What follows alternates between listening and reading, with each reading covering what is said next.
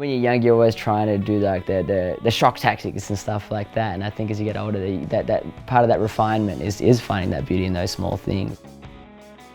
My name's Daz. I sing and play in a band called Daz and the Demons. I mean, I moved to LA back in 2016, and with the whole idea of writing with other people or for other people and kind of sitting in one place for a while. I was kind of restless in Australia, so I just wanted to see what else was out there. I made that move, and then the pandemic happened, and it kind of forced me to do what I did when I was younger, which was use music as a cure for boredom.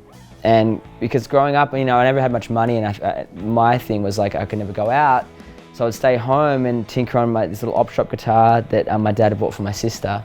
And that's how I kind of honed in on my songwriting. And so it was kind of a repeat of that over the pandemic. It kind of started tinkering away, and I started coming up with these songs that were really true to my taste and my aesthetic. And it was lyrically, it was stuff that I feel like stuff that I wanted to say, and not necessarily anybody else. So I thought, okay, well, this isn't for anybody else, this is for me. And that's why Daz is part of the name, because I was like, okay, this is more me than maybe I've ever been.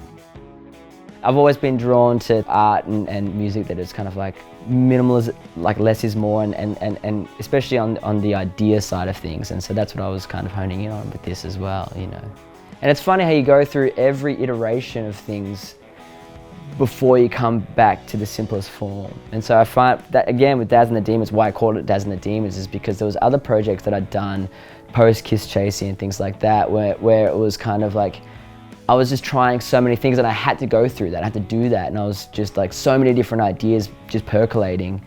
And it wasn't until I stumbled across this sound where I was like, wow, this is kind of the perfect like kind of coalescence of everything I've ever listened to, but just taking the distilled form of each thing and kind of and put it into this like little package. And that's what I was the most proud of, I think. I was just kind of like, wow, I've really managed to sum up the records that I love and have loved forever into something that to me is new and something that I would listen to.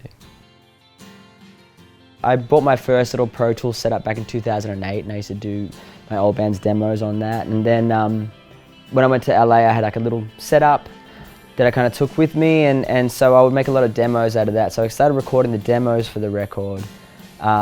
Throughout really the demo started 2021, and then once I pieced a band together, a few great local musicians in LA, I started getting them to come in and like record their parts over the demo. So I use the demos as kind of like this skeleton for what I had as far as the songs.